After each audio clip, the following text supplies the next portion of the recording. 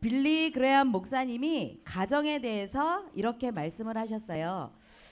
가정은 가장 안전한 휴식처고 또 기본을 습득하는 최초의 학교이며 또 하나님이 공경받는 작은 교회이다. 그리고 정과 기쁨이 오가는 처소라고 말씀을 했습니다. 21세기를 사는 우리는 사실은 삶의 질이 굉장히 좋아졌고 풍요로워졌죠. 그런데 우리의 내면을 들여다보면 우리는 살기 편하고 풍요로운 것 같지만 우리의 내면은 기쁨이 없고 진정한 안식이 없어서 사실은 내적으로는 굉장히 빈곤한 그런 상태에 우리가 살고 있다라고 할 수 있습니다. 이런 시대가 올 것을 아마 바울은 알았는지요. 데살로니가전서 5장 16절에서 18절 말씀 보니까 너희가 항상 기뻐하라고 말씀하고 있습니다. 그리고 기뻐할 때에 비로소 기도할 수 있다고. 그래서 항상 기뻐하고 쉬지 말고 기도하고 범사에 감사하라. 이는 그리스도 예수 안에서 너희를 향하신 하나님의 뜻이니라 라고 우리에게 당부의 말씀을 하고 있습니다. 우리의 가정이 이렇게 하나님의 말씀대로 하나님의 뜻대로 살아간다면 아마 우리 가정은 날마다 기쁨이 넘치고 그 기쁨이 충만한 그런 가정이 될 것입니다. 엄마 아빠가 늘 그리스도 예수 안에서 기쁨을 누린다. 그것이 어디로 전달이 될까요? 여러분들 품 안에 안겨있는 우리 아가들에게 고스란히 엄마 아빠가 누리는 그 기쁨이 전달이 될 것이며 우리 아가들 인생의 그 기본 속에 기쁨과 기도와 감사가 뿌리 깊이 내려져서 우리 아가들은 어디를 가든지 우리 아가들은 무엇을 하든지 하나님이 쓰실 수밖에 없는 그런 전도제자로 성장할 것입니다. 오늘도 우리는 예배의 자리에 나와서 하나님이 주시는 그리스도 안에 있는 참된 기쁨을 회복해야 될 것입니다. 어제까지만 해도 우리 남편들과 싸웠다. 괜찮습니다. 오늘 다시 한번 하나님이 주시는 말씀을 내 것으로 붙잡는다면 그래서 그리스도 예수 안에 있는 기쁨을 다시 한번 회복한다면 하나님이 기뻐하시는 여러분들의 가정이 될 것입니다. 오늘도 예배 속에서 참된 기쁨이 무엇인지 우리의 가정이 기쁨이 충만한 가정이 되려면 어떻게 해야 되는지 최고의 응답을 누리시는 복된 시간이 되기를 바랍니다. 기쁨이 충만한 가정이 되기 위하여서 우리 가정은 어떻게 하면 될까요? 첫 번째로 우리의 가정이 예수님의 안에 있으면 될 것입니다. 오늘 본문 요한복음 15장은 예수님께서 포도나무 비유를 통해서 어떻게 하면 우리 인생이 기쁨이 충만한 삶이 될까? 어떻게 하면 우리 가정이 기쁨이 충만한 가정이 될까? 포도나무 비유를 통해서 말씀을 하고 계십니다. 그래서 예수님은 참 포도나무고 또 하나님 아버지는 농부가 되시고요. 하나님 자녀인 우리는 가지로 비유를 하셔서 말씀을 하시죠.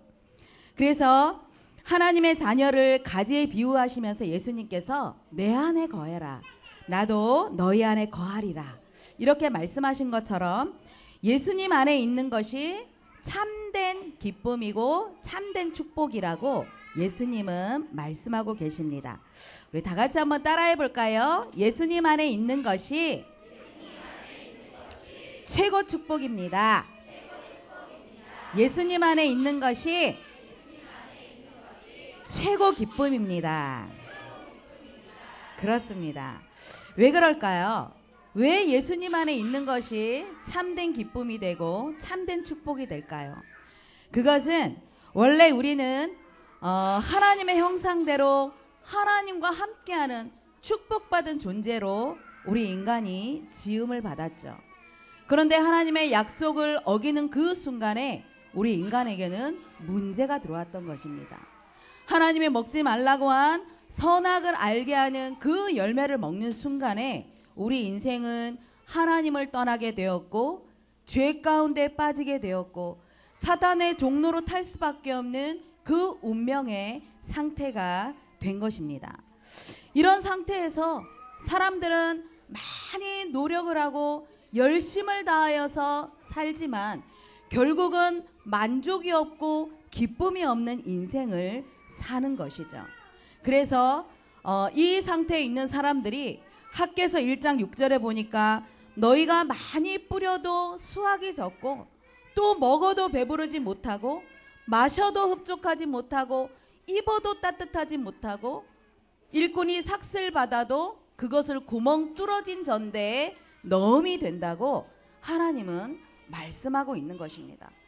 하나님을 떠난 상태에 있는 인생이 아무리 나름대로 열심히 노력을 하고 열심히 벌어도 하나님을 떠난 그 상태에 있는 인생은 결국은 헛된 인생을 살 수밖에 없다는 것을 하나님이 우리에게 말씀하고 계십니다. 그래서 하나님께서 이 문제를 해결해 주시려고 이 세상에 오셨는데 그분이 바로 예수님이시죠. 예수님께서 십자가를 통하여서 우리 인생의 모든 문제를 해결해 주시고 헛된 인생을 살지 말라고 기쁨이 넘치는 인생이 되라고 예수님께서 우리를 위하여서 십자가를 지셨습니다. 예수님이 십자가를 지시면서 우리 인생에게 방황하지 않도록 헛된 인생이 되지 않도록 하나님 만나는 길을 열어주셨고 우리가 죄 가운데 빠져있는 그 인생이 고통받는 인생이 되지 않도록 죄에서 해방되는 그 축복을 주셨고 사단의 권세 아래 놓이지 않도록 모든 그 사단의 권세를 깨뜨리신 그리스도가 되셨다는 사실입니다. 그래서 이 예수님을 이제 우리의 마음속에 영접하는 그 순간 우리는 예수님 안에 거하는 영적 상태가 되고 또한 예수님이 우리 안에 거하게 되는 그런 영적인 상태가 되는 것입니다. 우리가 사는 이 세상은 아무리 화려해 보이고 아무리 풍족한 그런 눈으로 우리가 보지만 영적인 눈으로 보면 이 세상은 창세기 3장 세상입니다. 하나님을 떠난 세상이요 이 세상은 우리 인생을 끊임없이 죄 가운데로 인도하는 그런 세상 속에 우리가 살고 있습니다. 그렇기 때문에 어떤 것도 세상에서는 우리에게 기쁨을 얻고 만족을 줄 수 없지만 예수 안에 있을 때 예수님 안에 거할 때에 참된 기쁨을 누릴 수 있다는 것을 우리는 깨달아야 될 것입니다. 그래서 태영아의 모든 부모님들이 예수 안에서 누리는 참 기쁨을 가지고 우리 자녀들을 양육해야 될 것입니다. 반대로 예수님과 상관없이 우리 자녀들을 바라보십시오. 우리 부모님들이 예수님과 상관없는 그 인생을 가지고 자녀들을 바라보십시오. 자녀 양육하는 것이 결코 기쁨이 될 수 없을 것입니다. 무엇이 기쁩니까? 이 아이가 나를 힘들게 하는 존재요. 이 아이 때문에 나는 아무것도 못하는 그런 존재라고 여길 것인데 그렇지요. 우리 부모님들이 예수 안에 있을 때 예수님이 주시는 참된 기쁨을 소유할 때에 우리의 자녀들을 양육하는 것이 때때로는 힘이 들 수도 있지만 참된 기쁨을 가지고 넘치는 축복을 가지고 우리 자녀들을 양육할 수 있을 것입니다. 그래서 예수님과 상관없이 자녀들을 양육하면 엄마들의 노력하면 노력하는 만큼 그것이 헛된 수고가 될 것이요. 또 기쁨이 없는 그 가운데서 우리 자녀들을 양육하게 될 것입니다. 전도자 바울은 자신이 가지고 있던 그 학문이 대단한 배경이었죠. 그리고 자신이 가지고 있었던 그 가문도 최고의 배경이라고 여겼습니다. 그가 섬기는 하나님은 자신이 최고로 잘 섬긴다고 여겼던 것이 바로 바울이었습니다. 바울이 잘한 것이 무엇이었을까요? 자신이 섬기는 그 하나님을 위하여서 자신이 최고로 잘한다는 것은 예수 믿는 사람을 잡아 죽이는 것이 최고의 사명이었습니다. 그런데 어느 날 예수 믿는 사람을 잡으러 가는 그 다메섹 도상에서 그리스도의 빛을 만났습니다. 그래서 자신이 가지고 있었던 자신이 믿고 있었던 그 모든 배경들을 배설물이라고 여기면서 골로새서 2장 3절에 그리스도 안에는 지혜와 지식의 모든 보화가 감추어져 있다고 어마어마한 고백을 하였던 것이죠. 무엇이죠? 그리스도를 발견한 순간, 그리스도 안에 참된 기쁨과 그리스도 안에 참된 그 감사를 회복할 때에 인생의 가치관이 바뀌었던 것입니다. 여러분들, 어느 날 숨겨놓았던 것이, 여러분들이 잊어버렸던 그 금은보화를 발견했다고. 한번 10돈짜리, 요즘 금 한 돈이 굉장히 비싼데요, 10돈짜리 금은덩어리를 잊어버렸다가 찾았다고 한번 생각을 해보십시오. 얼마나 기쁠까요? 그렇죠? 여러분들이 그 금덩어리를 발견했을 때에 왜 기쁠까요? 가치를 아니까, 금에 대한 가치를 알기 때문에 기쁜 것입니다. 감추어졌던 것이 드러날 때에, 발견되었을 때에 가치를 알면 알수록 기쁜 것이죠. 그리스도 안에 어마어마한 그 참된 가치가, 그 보화보다도 더 어마어마한 참된 가치가 숨겨져 있다는 것을 날마다 삶 속에서 발견하고 누려야 될 것입니다. 그래서 태영하기는 인생을 가장 시작하는 첫 단계이죠. 우리 부모가 어디에다 가치를 두고 자녀를 양육하느냐, 세상이 가치가 되어서, 세상이 기준이 되어서 엄마 아빠의 그 양육 방법이 기준이 되어진다면 이후에 두고두고 우리 자녀들이 성장하는 그 과정 속에서 세상의 것을, 세상의 가치를 거둘 수밖에 없는 것입니다. 우리 부모님들이 자녀를 양육하면서 그리스도 안에 있는 이 참된 이 보화와 이 지혜의 모든 것을 가지고 자녀들을 양육한다면 두고두고 그것을 거둘 것입니다. 그래서 우리 자녀들을 품에 안고, 지금은 우리 자녀들 인생에 끊임없이 그리스도에 대한 가치를 부모가 전달할 때 그것을 뿌리 내리게 되어 있죠. 오늘 예배를 마치면 2부 순서에 우리 자녀들이 요절 암송하는 시간이 있습니다. 아니, 글도 모르는 아이들이 얼마나 반복해서 들었으면 글도 모르는데 그 말씀을 아이들이 술술술 외울까요? 이 어린아이들이 이 앞에 나와서 암송하는 것을 여러분들은 대단히 높이 평가하셔야 됩니다. 내 아이가 아니니까, 나하고 상관없으니까 우리 부모님들이 별로 가치 있게 보지를 않으시는 것 같아요. 그러나 이 아이가 한 달 동안 엄마 아빠와 함께 가정 안에서 말씀 한 절을 마음에 깊이 담았기 때문에 생각 속에 머물러 있던 것이 이 아이들이 언어로 나오는 것입니다. 그래서 이것이 뿌리가 내려져서 평생을 가도 이 아이들은 말씀을 잊지 않는 것입니다.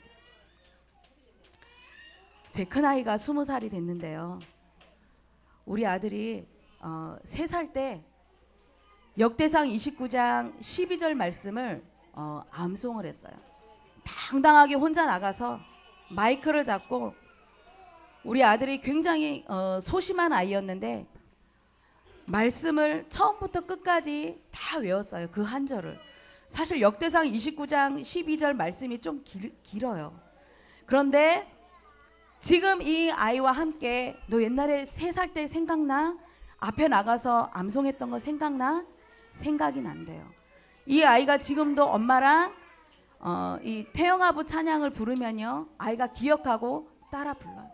찬양도 이 아이 속에 심겨져 있고, 요절 암송도 두렵고 떨리는 마음으로 한 번 섰을 때에 이 아이가 안 잊혀진다는 것을 그때 깨달았어요. 아이가 당당하게 요절 암송했던 것이 지금도 생각나요. 발음도 잘 되지 않았던 그 아이가 아직도 기억이 나면서 지금도 굉장히 대견하게 느껴져요. 우리 아들이 부학기가 줏대도 만미 않고 이렇게 하면서 그렇게 대충대충 외운 것 같았지만 그 요절 암송했던 것이 아이가 지금도 기억하면서 하나님이 함께 하시고 담대함 주시고 지혜 주셨다는 것을 아이가 마음에 새기고 있었다는 사실입니다. 여러분들이 3년 동안 우리 자녀들과 함께요 말씀을 나눠보십시오. 그 말씀을 통하여서 그리스도 안에서 누리는 참된 기쁨을 한번 누려보십시오.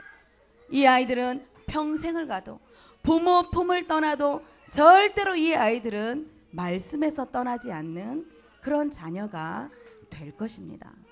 그래서 우리 부모님들이 절대로 이중생활하지 마십시오.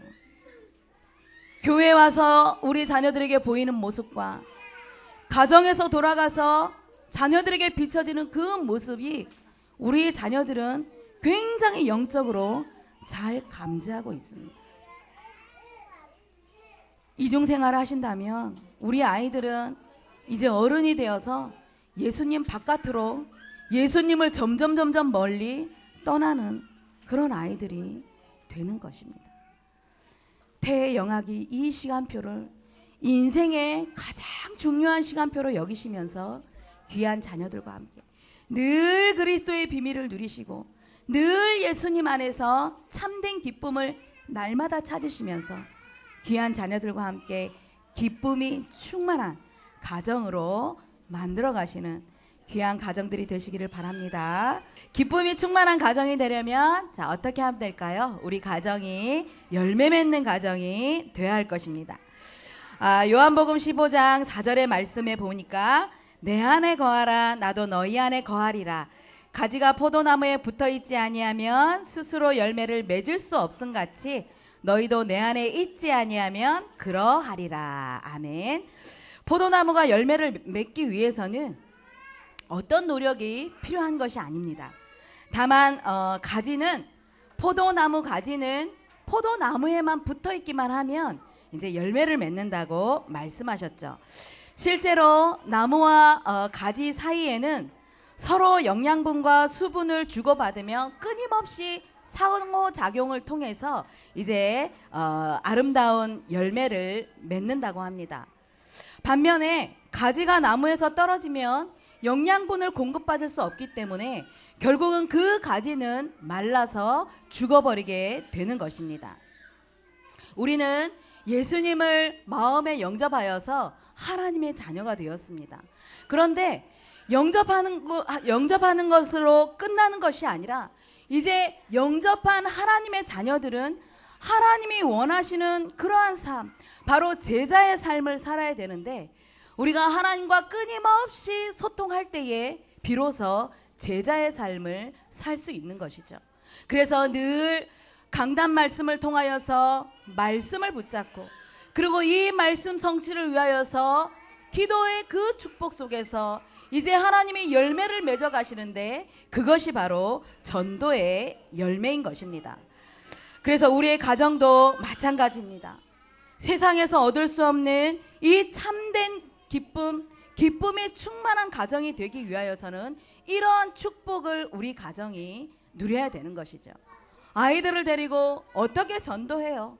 전도는 우리가 어렵다고 생각을 하는데 쉽게 생각한다면 가지가 내 마음대로 돌아다니는 거하고 똑같습니다. 가지가 나는 전도하러 나는 내 마음대로 돌아다닐 거야. 나는 여기 갈 거야. 그래서 아이 들쳐업고 남편 밥도 안 차려주고 집안 살림 엉망으로 만들고 막 쫓아다닐 때 절대로 아름다운 하나님이 원하시는 열매는 맺을 수 없는 것입니다. 어떻게 하면 되냐고요? 가지기 때문에 우리는 예수님 안에 그 포도나무에 딱 붙어 있는 것, 그것이 바로 그냥 있는 것이 아니라 말씀을 붙잡고 기도 속에서 임마누엘의 그 축복을 누릴 때에 하나님이 비로소 열매 맺게 하시는 것이 바로 전도의 열매인 것입니다. 그래서 우리 태영아부 부모님들은 예전에 전도하러 많이 다녔는데 나는 뭐야 지금? 나는 아이 기저귀 갈아주고 아이 젖만 물리고 나는 뭐야? 나는 전도자 인생을 사는 것이 아닌가 봐 하면서 스스로 도태되는 엄마들이, 그런 생각 속에 매여 있는 엄마들이 굉장히 많습니다. 제가 현장에 가면 의외로 그런 엄마들이요 있습니다. 우리는 바깥에 나가서 한 생명을 살리지 못하더라도 여러분들은 지금 전도 현장에 있는 것입니다. 여러분들 가슴이 전도 현장이요. 여러분들 그 젖먹이 그 중심이 지금 전도하고 있다는 사실을 절대로 놓쳐서는 안 된다는 것입니다. 이 아이들은 바로 예수님이 원하시는 제자이기 때문에 여러분들은 지금 끊임없이 이 아이들을 젖을 물리고 이 아이들을 목욕시켜주고 이 아이들을 끊임없이 기저귀를 갈아주면서 지금 전도자의 사명을 감당하고 있다는 것을 여러분들은 놓치지 마시기를 바랍니다. 그래서 전도는 어떻게 하는 것이냐? 우리 엄마가 임마누엘을 누리는 것입니다. 엄마가 나와 함께 하시는 그 임마누엘을 누릴 때에 이제는 말할 수밖에 없는 그 시간표 때에 내가 만난 그리스도, 내가 누리는 그리스도를 모르는 사람한테 말하는 것이 바로 전도인 것입니다. 우리 아가들은 아직 구원받은 하나님의 자녀가 아닌 것이죠. 그래서 끊임없이 이 아이들에게 예수님이 그리스도 되신 사실을 끊임없이 전달하는 것이 바로 엄마들의, 아빠들의 사명인 것입니다. 끊임없이 이 아이들에게 예수님이 너의 그리스도가 되셨고 예수님이 네 인생의 모든 문제를 해결하셨음을 끊임없이 가르쳐 주십시오. 그리고 엄마가 끊임없이 하나님의 말씀을 붙잡고 말씀을 전달하고 자녀들에게 아침에 일어날 때 기도해주고 늘 놀면서도 하나님이 함께 하심을 증거하고 저녁에 잠잘 때에도 기도해주고 그리고 이 아이를 통하여서 하나님이 이제 옆에 엄마를 붙여줬을 때 이 아이는 어쩜 이렇게 아이가 차분하고 어쩜 이렇게 잘 울지도 않아요? 물어보면 이 아이는 뱃속에 있을 때부터 말씀을 듣고 예배 속에서 자랐어요. 그것이 바로 전도가 되는 것입니다. 요셉은 막 전도하러 돌아다니지 않았습니다. 그런데 요셉은 어느 날 보니까 전 강대국 애굽 나라에 하나님을 증거하는 전도 제자가 되었죠. 요셉은 형들의 시기로 애굽 나라의 종으로 팔리게 되었죠. 그런데 요셉의 가슴 속에는 무엇이 있었느냐? 아버지를 통하여서 끊임없이 어린 시절부터 전달받았던 임마누엘의 그 언약이 요셉의 가슴 속에는 뿌리 깊이 잠재되어 있던 것이었습니다. 그래서 보디발의 집에 가서도 끊임없이 임마누엘을 누릴 때에 창세기 39장 2절에 보니까 여호와께서 요셉과 함께 하심으로 그가 형통한 자가 되었다. 그리고 3절에 보니까 그 주인이 여호와께서 그와 함께 하심을 보며 또 여호와께서 그의 범사에 형통케 하심을 보았더라 말씀하고 있죠. 가만히 있었는데 불신자 보디발이 봤을 때 요셉을 보니까 임마누엘을 누리는 그리고 하나님이 요셉을 형통케 하심을 보았던 것입니다. 이것이 바로 전도인 것입니다. 결국은 요셉이 누리는 이 임마누엘의 하나님을 왕 앞에서도 증거하고 전 세계 애굽에 살아계신 하나님을 증거했던 것입니다. 그래서 그리스도 안에서 기쁨이 충만한 렘넌트의 모델이 바로 요셉이라고 할 수 있죠. 그래서 우리는 총리된 그 열매의 결과만 보지 말고 요셉이 총리된 그 결과만 보지 말고 우리는 지금 이 아이가 전 세계를 복음화할 하나님 앞에 리더자로 쓰일 만큼 우리는 과정 속에 있다는 것을 우리 부모님들은 기억을 하시기를 바랍니다. 그래서 태영하기는 열매 맺기 전에 과정을 걷는 시기요. 그래서 사실상 부모의 전적인 믿음이 중요한 역할을 하는 시기인 것입니다. 무한한 가능성과 무능력감이 뒤섞여 있기 때문에 우리 아가들 가슴 속에 예수님이 그리스도가 되시고 그리스도로 인하여서 이 아이들이 기쁨을 누릴 수 있도록 가르쳐 주십시오. 그렇다면 이 아이는 작고 연약한 질그릇에 지나지 않는 그런 아이일지라도 보배 되신 그리스도가 함께 하시기 때문에 이 아이들은 하나님의 시간표에 하나님의 때에 크게 쓰임받을 것입니다. 내가 아이를 어떻게 훌륭하게 키울까? 이 아이를 어떻게 양육할까? 염려하지 않으셔도 됩니다. 우리 부모가 그리스도 안에서 예수님 안에서 주시는 그 기쁨을 누리게만 한다면 우리 아가들에게는 그 기쁨이 전달될 것이요, 충만한 그 기쁨을 가지고 우리 아가들은 전 세계 살아계신 하나님을 증거하는 렘넌트로 성장할 것입니다. 그 축복을 한 주간 동안 마음껏 누려 열매 맺는 축복의 가정이 되시기를 바랍니다.